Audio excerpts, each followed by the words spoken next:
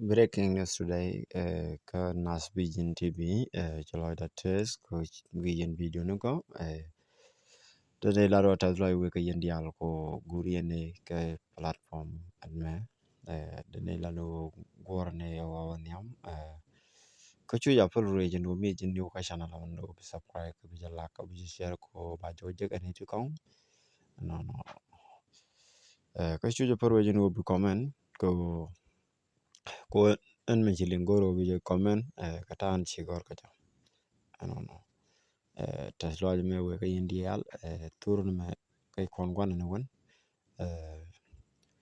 teken news me shukul barar ko kuide goro jin goro popular yamona ko bidum tejena karajo menen ano rajme cha barar goro ya jelinga yene den joje te ka western wala man yene te ka african ko we ko kondial ano she ji western wal krodian man jafaka kondial goro kondial no lera me chabarar ke chajalat un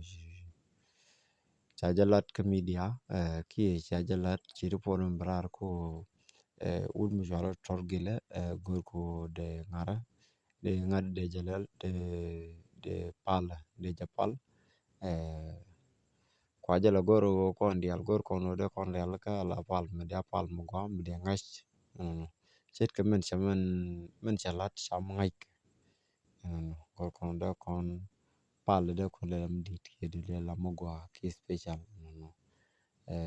jen goro motor goro popular yemone biro de goro yari alaka ta ndong biano be jalat ke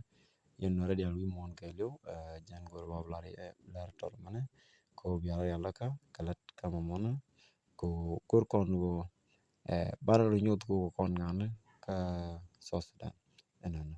ko mi chani jego ban do lat ban yiglat ko ada chet kamen go